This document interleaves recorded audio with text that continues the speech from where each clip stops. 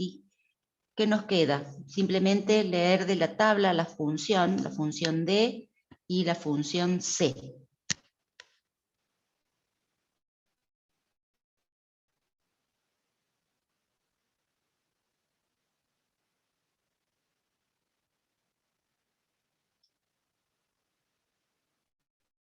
Bien, fíjense, yo aquí, para ganar tiempo, obtuve la función de salida D y C, y lo vamos a marcar, lo marqué también en el mapa de Carnot. Fíjense, en la función D, no podemos agrupar, no tenemos términos adyacentes, por lo tanto, cada término de la función D, que lo tengo aquí, queda canónico. ¿Bien?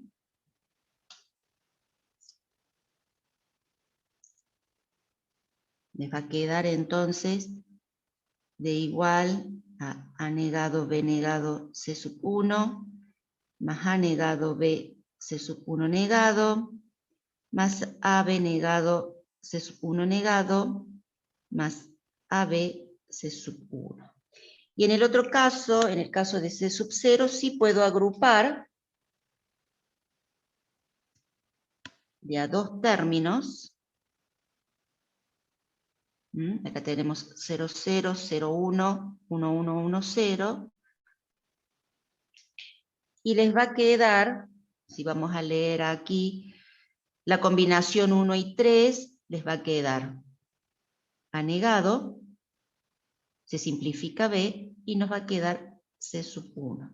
Más combinación 3 y 7, nos queda B por C sub 1. Más combinación 2 y 3, les va a quedar A negado B, y C sub 1 se simplifica.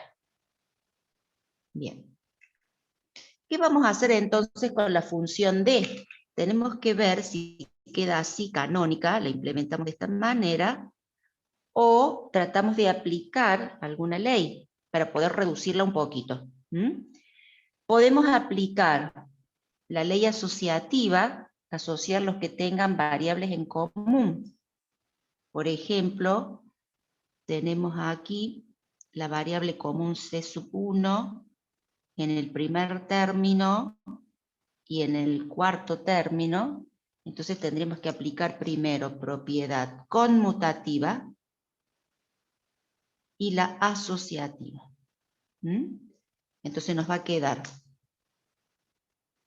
A negado B negado C1 más AB C1, ¿bien? Más los otros dos términos, que son estos dos, que tienen como variable común C sub 1 negado.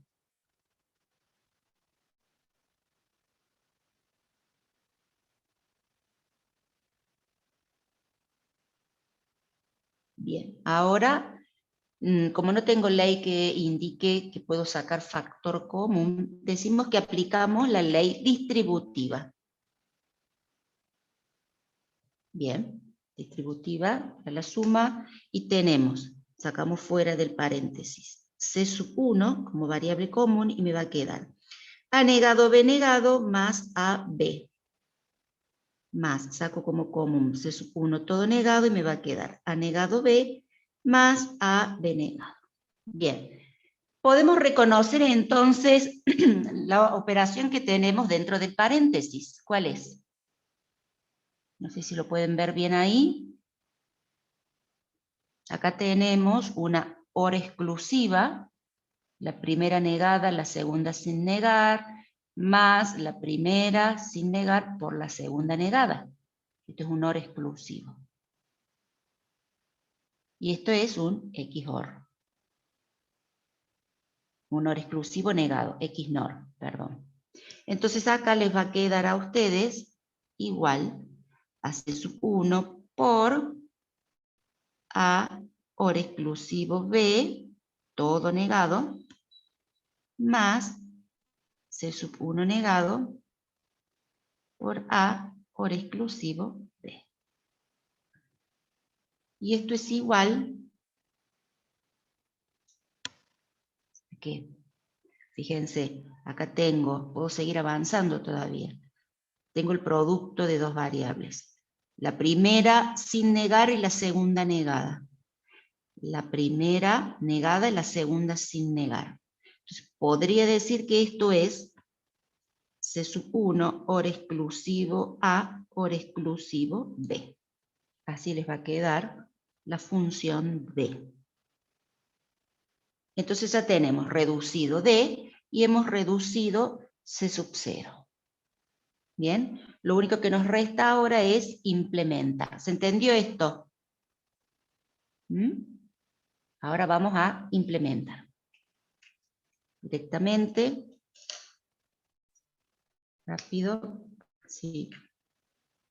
Pasamos a otro tema.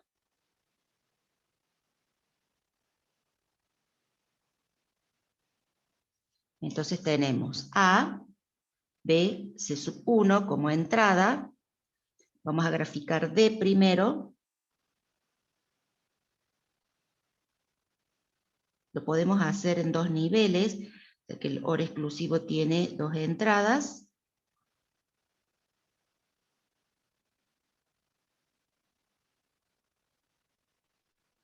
Ahí tenemos D. Y después implementamos C0, que tiene tres términos. Entonces tenemos A negado,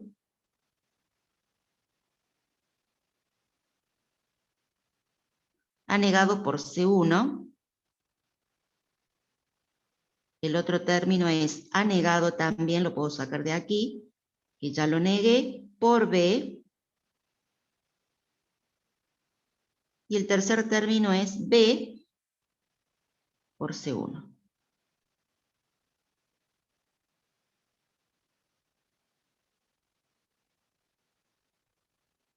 Todo esto se suma. Y eso es la salida C0. Bueno, ya tengo implementado el restador total. ¿Alguna consulta, chicos?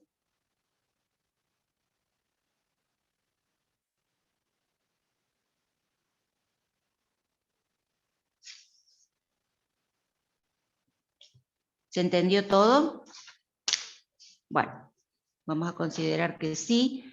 Cualquier cosa, cualquier preguntita, la semana que viene, y si no, por el aula virtual. ¿Sí? Los mensajes, ustedes pueden escribir por el aula virtual, y a mí me llegan al mail. Bueno, ¿cuáles son los otros circuitos combinacionales de base que han visto?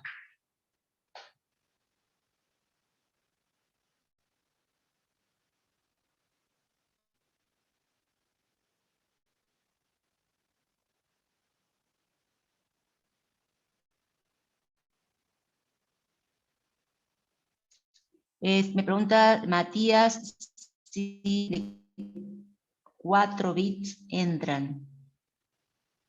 No, están en el apunte, pero bueno, no son muy largos, no los tomamos. Vieron el comparador de magnitud, muy bien. Bien, un circuito codificador, ¿cuántas entradas tiene?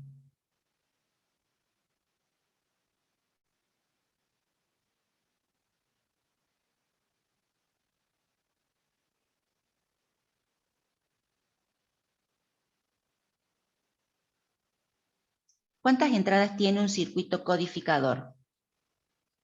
¿Y cuántas salidas?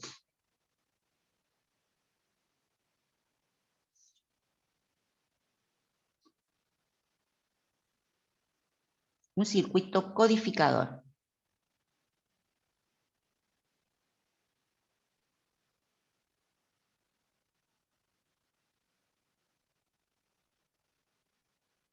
Tiene 2 a la n entradas. Muy bien. 2 a la n entradas. Dependerá ese n de la cantidad de símbolos que se quieran codificar o interpretar. 2 a la n entradas y, bien, n salidas. n salidas. Entonces nos va a permitir, por ejemplo, codificar números que están en decimal, codificarlos,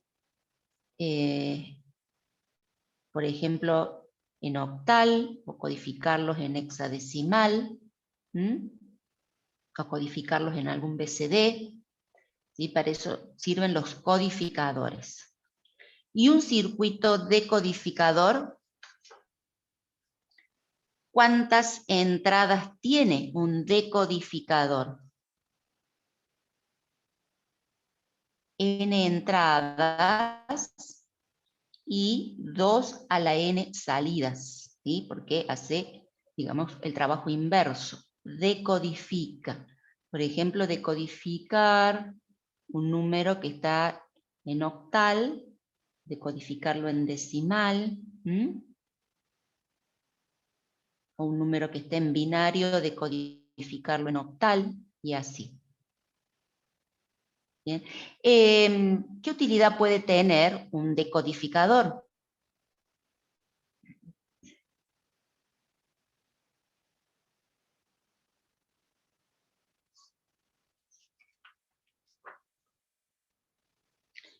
En la computadora, ¿en dónde lo vemos?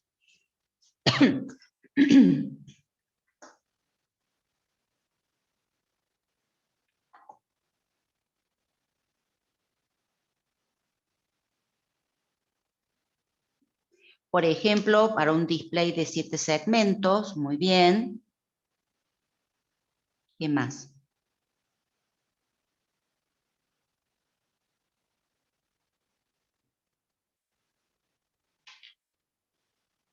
El decodificador, circuito combinacional con n entradas y 2 a la n salidas. Entonces tenemos el diagrama en bloque de esta manera. Bueno, puede ser un decodificador a 7 segmentos, es decir, que interprete la entrada. Por ejemplo, si tengo 3 entradas, puedo tener codificado números en octal,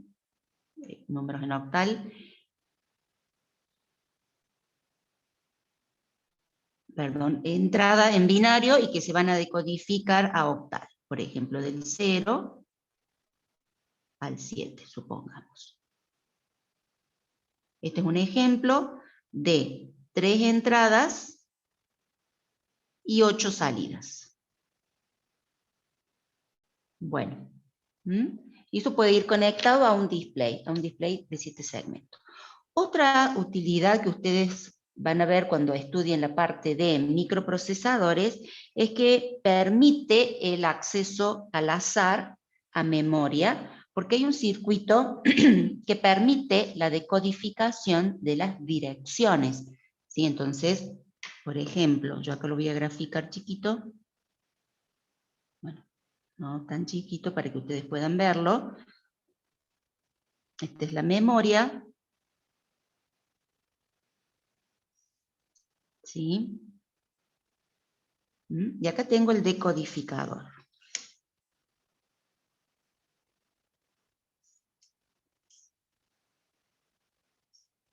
Me salió más o menos. Este es el deco. Entonces, ¿qué les decía? Tenemos un decodificador de memoria o de posiciones de memoria que permite el acceso al azar a cada posición de memoria. ¿Qué quiere decir esto? Que no hace falta que, si en un programa en particular se quiere acceder a la posición 1000 de la memoria, por ejemplo, la posición 500 de la memoria, no hace falta que deba hacerse una búsqueda secuencial de cada posición de memoria, sino que el decodificador va a permitir acceder a la posición de memoria que se está buscando en un instante de tiempo y se va a poder leer el dato que está guardado en la memoria o se va a poder grabar un dato en la memoria principal.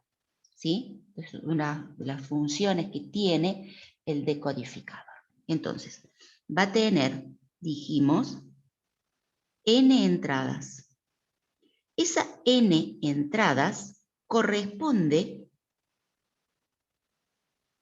al bus de direcciones, al ancho del bus de direcciones de memoria. Entonces, este bus, que es como un camino, como una ruta por donde viajan los bits 0 o 1, corresponden a una dirección de memoria, que viene esa dirección de memoria desde el microprocesador. Entonces, desde el micro le pasan al decodificador una dirección de memoria a la cual se quiere acceder. El decodificador la decodifica tal cual, ¿sí? Y permite el acceso directo a esa posición de memoria. Si tiene dos entradas, porque tiene, perdón, si tiene n entradas, porque el bus de direcciones tiene n líneas, el decodificador tendrá 2 a la n salidas. ¿Bien? Entonces, si el decodificador tiene 10 líneas de entrada, porque el bus de direcciones tiene 10 líneas, entonces el microprocesador tiene registros que almacenan las direcciones de memoria. Cada registro tiene 10 o almacena 10 bits. Tiene 10 líneas el bus de direcciones. Si tiene 10 líneas el bus de direcciones, el decodificador tiene n entradas. 10 entradas en este caso, en el ejemplo. ¿Cuántas salidas va a tener con 10 entradas? ¿Qué les parece?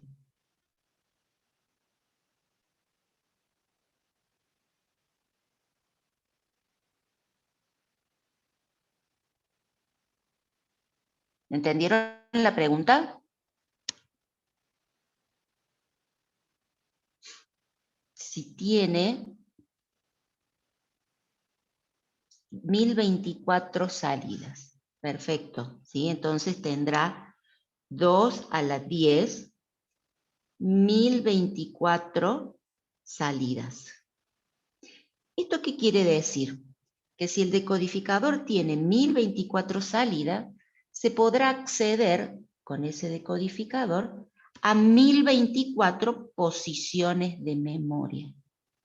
Por lo tanto, con un bus de direcciones de 10 líneas, vamos a poder manejar una memoria principal de 1024 posiciones de memoria. ¿Sí? Si en cada posición de memoria guardo 8 bits, supongamos, 8 bits, voy a tener almacenado 1 byte. Entonces, con un bus de direcciones de 10 líneas, voy a poder acceder a 1024 posiciones de memoria.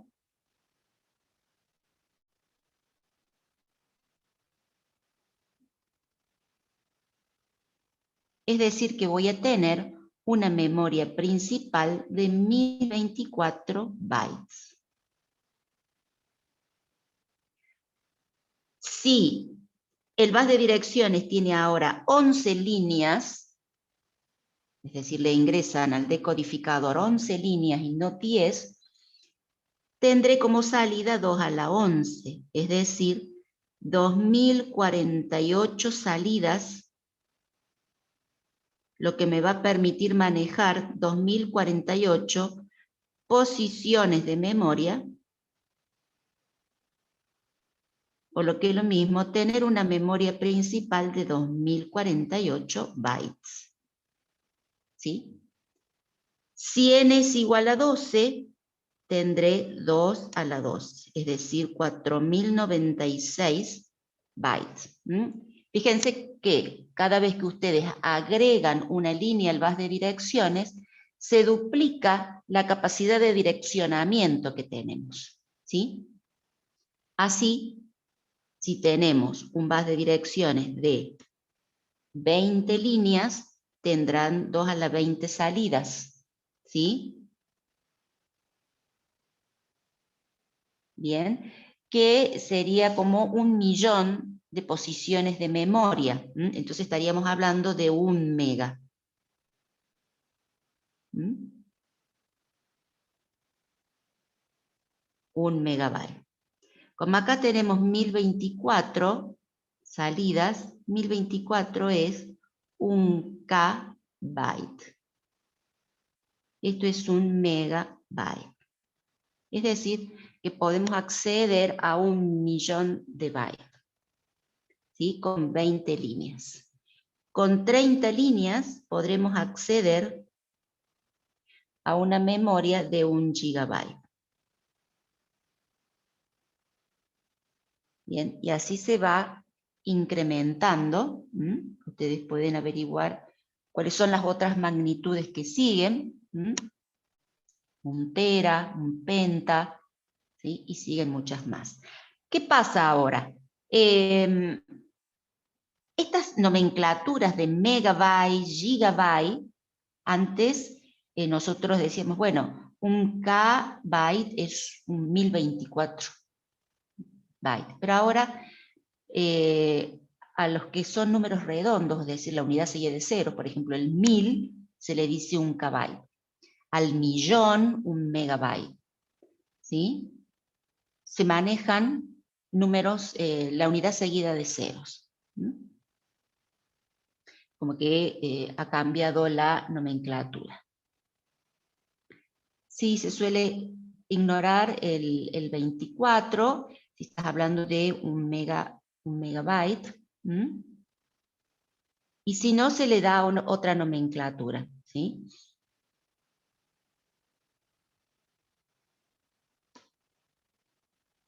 Directamente, si ustedes van a incluir el 24, por ejemplo. Pero bueno, eso lo podemos hablar más adelante. Por ahora me interesa de que ustedes vean cómo cada vez que agregamos una línea, duplicamos la capacidad. Entonces, si nosotros agregamos acá, tenemos 31 líneas de entrada al decodificador, tendremos como salida 2 a la 31, es decir, 2 gigas. 2 gigabytes. Y estas son las capacidades que tiene la memoria principal. 1 K, 1 mega, 1 giga.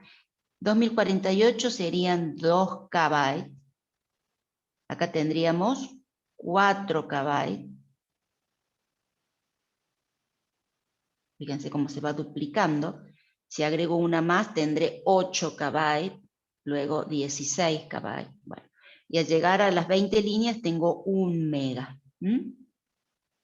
Y así vamos duplicando. Esto es para que ustedes tengan en cuenta, cuando ya empecemos a analizar la arquitectura de la computadora, cuál es la capacidad de memoria y qué quiere decir esa capacidad de memoria, a qué hace referencia.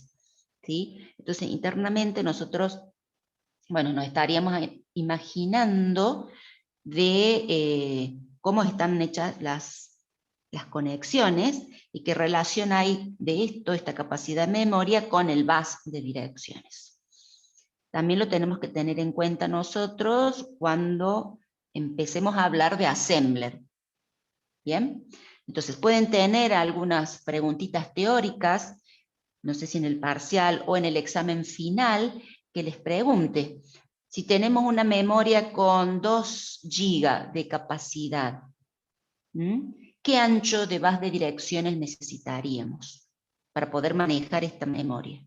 Y bueno, ¿sí? Si ustedes saben que con 30 líneas manejan 10 GB de memoria, necesitarán 31 líneas en el bus de direcciones para poder manejar 2 GB de memoria, por ejemplo. Bien, entonces esto lo tienen que tener claro y poder asociarlo con la teoría. ¿Sí? Cuando vean todo lo que es la parte interna del microprocesador y cuando vean cómo se comunican los componentes dentro del microprocesador a través de los bus. Tenemos el bus de direcciones, el bus de datos, que justamente lleva o transporta datos o instrucciones, y el bus de control, que permite que todos los componentes dentro de la placa base y dentro principalmente del microprocesador se comuniquen entre ellos.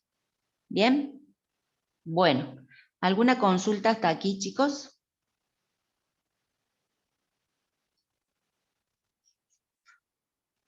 Bueno.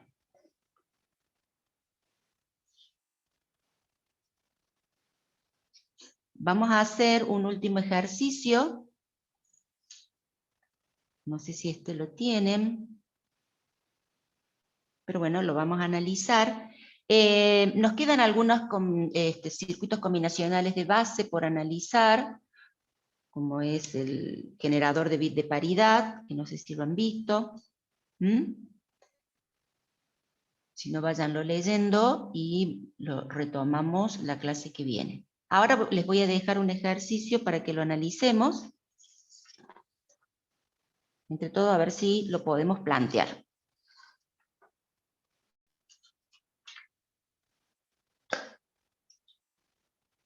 Aquí está, es el ejercicio 61. No sé si se alcanza a ver.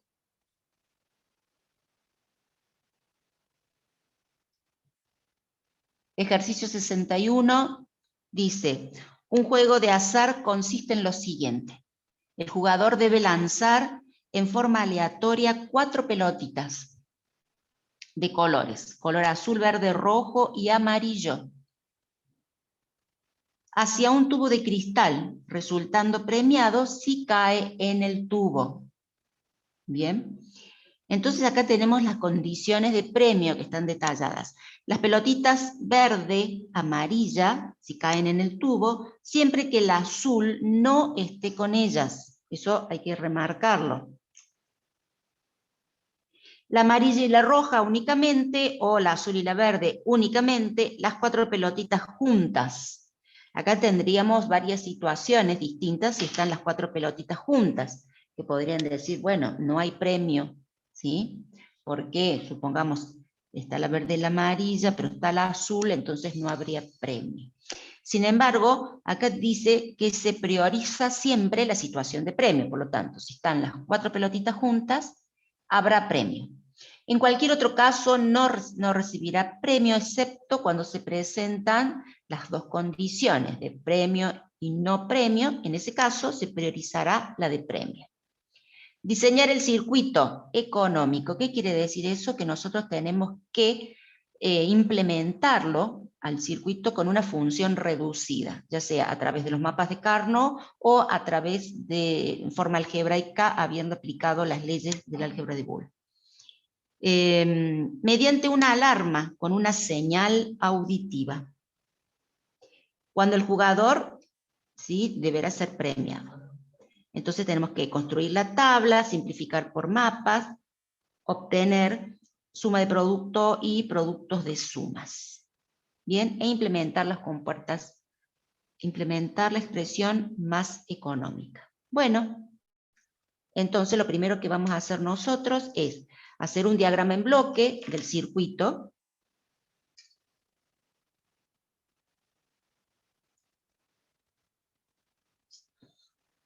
donde tenemos cuáles serán las entradas de este circuito y tenemos que ver cuáles van a ser las salidas, si es una salida o más de una salida. ¿Qué les parece? ¿Cuántas entradas tiene este circuito? Me dice Emilce que tiene 4 entradas. Bien, ¿cuáles son esas entradas?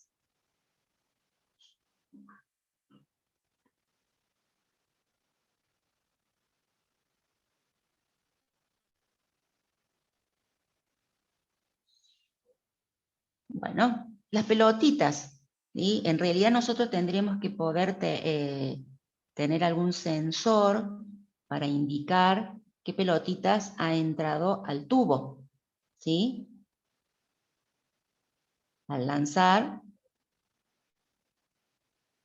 bien, azul, verde, amarillo o rojo. Entonces vamos a suponer que tenemos detectores, 4 detectores de entrada, que van a indicar cuando se presentan en el tubo algunas de estas pelotitas, ¿sí?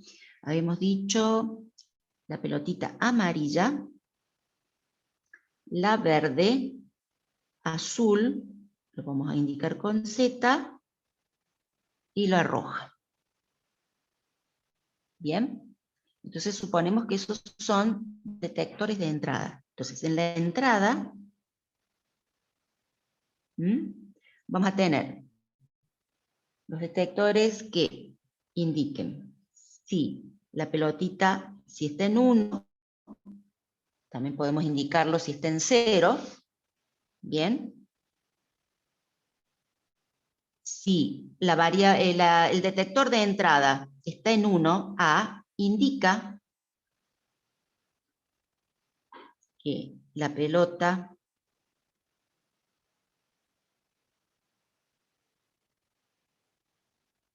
amarilla está presente en el tubo.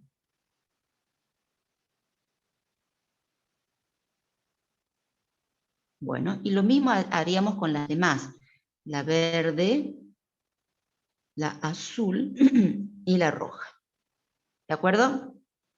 Entonces, cuando están en 1, la variable de entrada quiere decir que la pelotita está presente en el tubo. Y la salida, que puede ser S, igual a 1, ¿qué indica? ¿Qué les parece?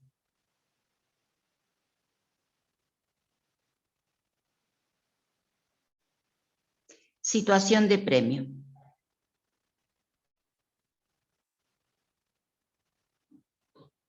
Por lo tanto, se deberá encender, acá dice,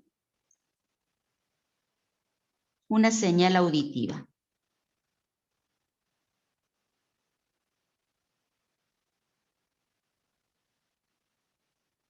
Como una bocina. Bueno, ya tenemos entonces todo el marco que nos va a permitir ahora sí construir la tabla de funcionamiento de este circuito. ¿Por qué? Porque ya he definido las variables. Si no, podría yo, por ejemplo, con 0, poder interpretar la presencia de las pelotitas en el tubo.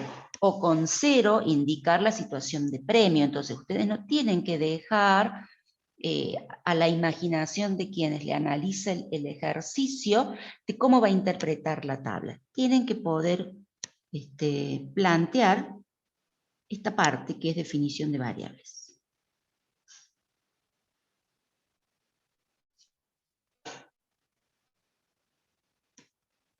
Entonces tenemos ABC y la salida.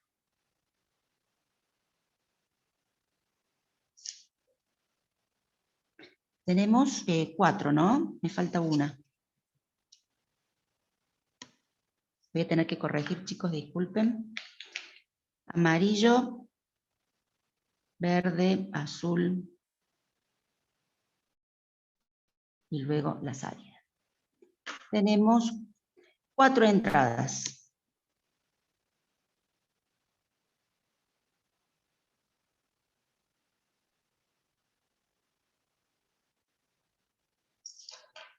La voy a ir corrigiendo.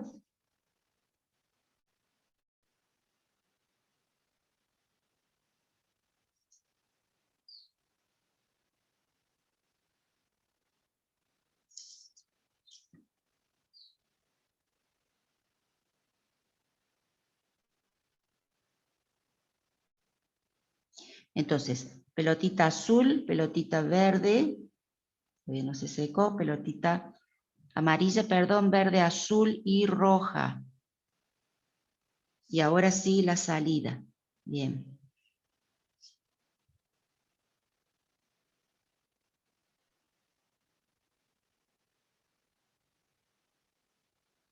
Dos ceros, dos unos, dos ceros, dos unos, dos ceros, dos unos, 4 ceros, 4 unos,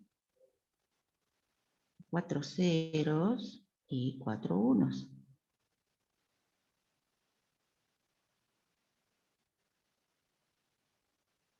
Bien.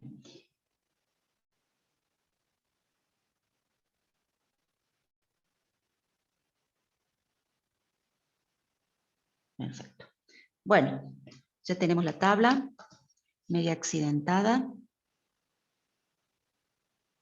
Bien, entonces acá dijimos verde, lo voy a poner acá arriba, y azul.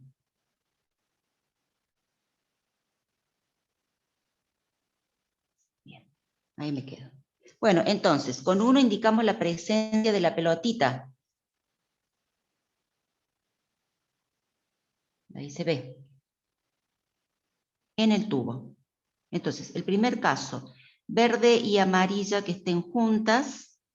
Acá tenemos estos casos, verde y amarilla juntas, que son estas últimas combinaciones, siempre que el azul no esté. Entonces tenemos acá una situación de premio y otra situación de premio. ¿Sí? En este caso está la azul, por lo tanto no tiene premio. Amarilla y roja únicamente. ¿Sí? A y R en 1, solas. Solamente en la combinación 9 tendrían ustedes una situación de premio. Porque dice únicamente. Después les dice, la azul y la verde, azul y verde, estas dos, únicamente, la B y la Z. Es decir, sería en la combinación 6, únicamente. Ahí tendrían una situación de premio. Y por último, las 4 pelotitas juntas, que sería el último caso. Las demás no tienen situación de premio.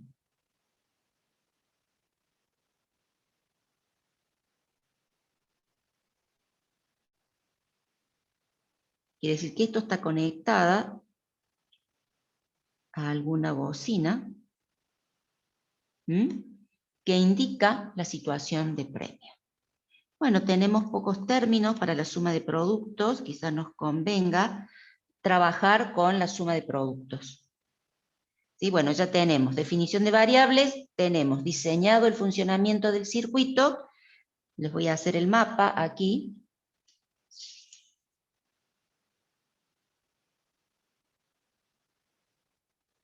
Generalmente aparecen estos ejercicios en los parciales, chicos, y en el examen final. Así que está bueno que ustedes practiquen para tener un poquito de velocidad en cuanto a la resolución. Recuerden, tenemos 4 variables. A, B corta, arriba las de mayor peso, abajo las de menor peso, Z y R. Las combinaciones, ¿cómo van? Combinación 0, me falta un cuadrado.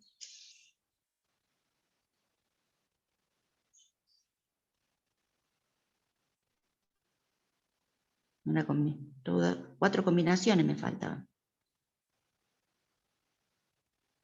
Bien, entonces tenemos 0, 1, 3, 2, 4, 5, 7, 6, 8, 9, 11 y 10, 12, 13, 15 y 14. Bien, las ponemos en la tabla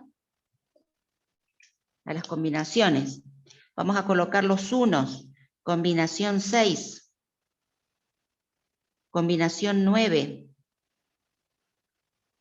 combinación 12, o 12, 13 y 15. Tenemos 1, 2, 3, 4, 5. Bien, ahí tenemos ya todos los unos. Bueno, como agrupamos, simplemente vamos a poder trabajar con grupos de 2.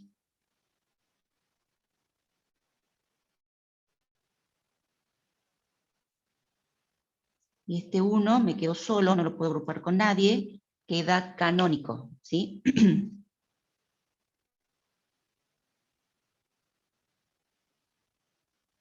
Bueno, entonces tenemos, ahora sí, la función reducida S, la van a implementar ustedes. Bueno, ¿cómo me queda? 0, 0, 0, 1, 1, 1, 1, 0. Tomo la combinación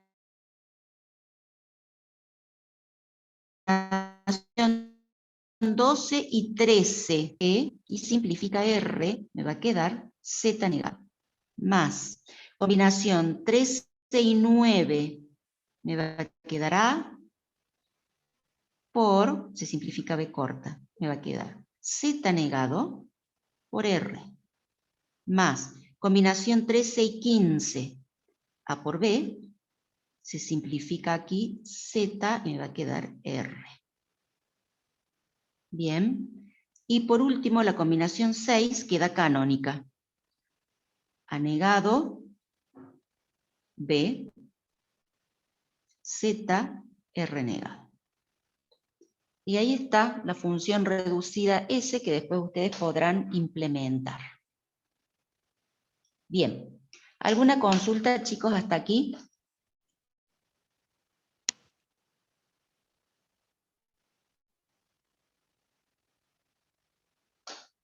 Bueno, aquí vamos a dejar. La clase que viene, ¿qué vamos a ver? Vamos a ver el decodificador a 7 segmentos.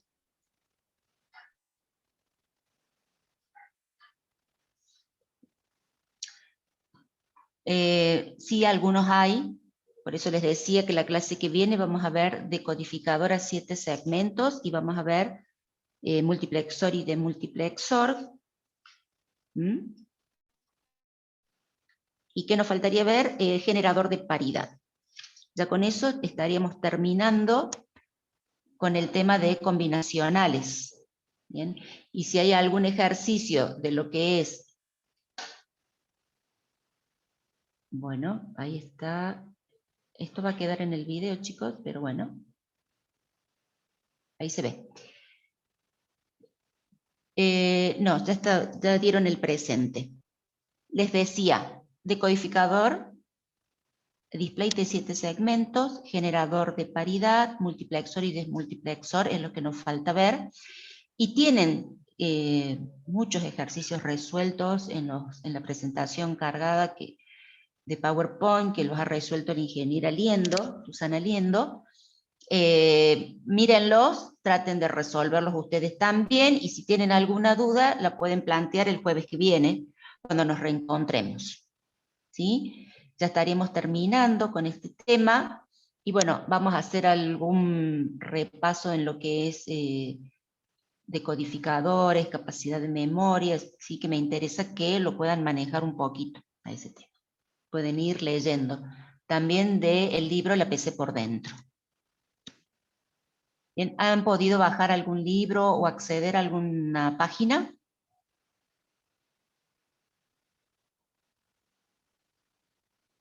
Estoy hablando del teórico, ¿sí? Porque el práctico lo tienen todo en la UB.